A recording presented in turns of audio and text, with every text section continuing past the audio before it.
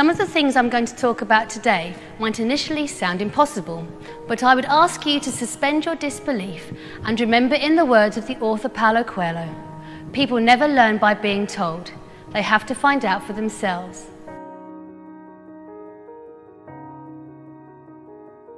That whilst life throws many events our way, some positive, some challenging, we have within ourselves the power and possibility to create an environment that enhances the probability of these fortunate events that make our lives a little more plain sailing and a lot more fun. I would like you to consider that we live in a vibrational universe. You are a vibrational being whose cells and organs all pulsate at a particular frequency. Our brain pulsates with electromagnetic energy affected by our emotions, our health and our general state of well-being. Our body contracts and pulses at various rates, including your heartbeat, your stomach contracting, and your very active breathing. Together they make up you, a composite of frequencies, and so we each vibrate to our own personal tune. Disease, depression, negative behaviour patterns, these are all symptoms of our body and mind being out of tune, quite literally. Not only do our bodies vibrate on a cellular level, these vibrations do not end with the skin, but instead continue out into space on a vibratory continuum, being connected by an energy field or a matrix of waves. Nikola Tesla said, if you want to find the secret of the universe, you need to think in terms of energy, frequency, and vibration. If an energetic force is struck at the same resonant frequency as another object in a vicinity, the vibrations will cause the second object to begin vibrating. In terms of how you experience the world, the energy and vibration you give off is met and reflected back. We can feel this on an emotional level when we say that somebody's on our wavelength or we feel in tune with a personal situation. Why is this important? Well, if your internal vibration is one of anxiety, depression, anger, the life experience that you have may very well provide you with people and situations that reflect this back at you, thereby reinforcing the feeling and so creating a circuitous negative experience of life. Therefore, if we can raise and enhance our internal vibration, we can create a situation that reflects back a more positive experience of life. So, how do we create that shift? What is clear from modern research, sound can at the very least affect matter. In the 18th century, Ernest Chladni put sand onto a glass plate and vibrated it with a violin bow. The sand was pulled into creative and beautiful symmetric patterns. This work has been continued with the invention of the cymoscope by John Reed, who uses water as a surface membrane in which to imprint sound and create a digital representation of sound and vibration.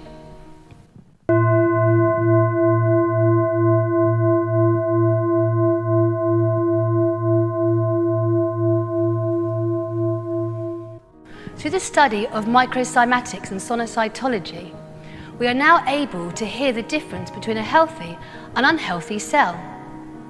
According to Gardner Snook of Manchester University, the difference between a healthy cell and a cancerous cell is like two very large orchestras all playing their instruments at the same time, but in the cancerous orchestra, the tuba is horribly out of tune. You can hear the difference between the healthy pulsations of a yeast cell and the high-pitched frequency of one that is stressed. Notice the distortions as represented on the cymoscope of the one that is stressed.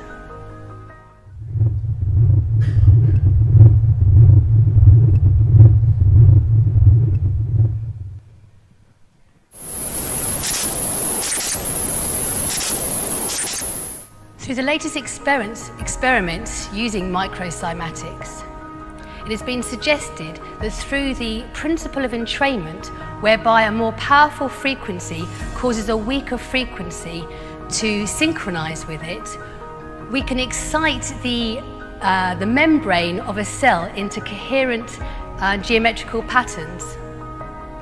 Therefore, if we direct harmonious sound towards our bodies, we are able to bring our cells into their own optimum frequency.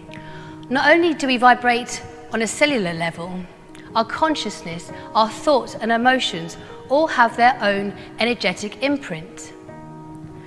Masaru Emoto, in his book The Secret Life of Water, exposed water to harmonious sounds, healing thoughts and prayer, as well as dissonant music and negative thoughts.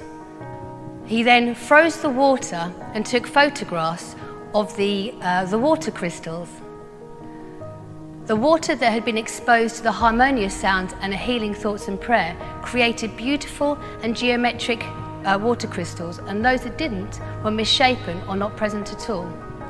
Many scientists and philosophers have pondered, where does consciousness and our thoughts arise from? Latest research has discovered that it is through our bodily responses to it, is in quantum vibrations found in microtubules within brain neurons. Therefore, as we have already found out, if by putting harmonious thoughts into our brains, we can turn our perceptions and our thoughts from chaos to beauty. A steady rhythm can be created that allows the mind to latch onto it, slow down and relax. The left and right hemispheres of the brain begin to resonate to a steady rhythm, bringing together the more linear left side with a more emotional and creative right. The subconscious and unconscious minds become aligned. Unresolved issues are released, and you become more vibrationally coherent and increasingly powerful. When we say that somebody is charismatic, what we are feeling is their personal vibration. When this happens, life starts to flow and those serendipitous moments increase. Why?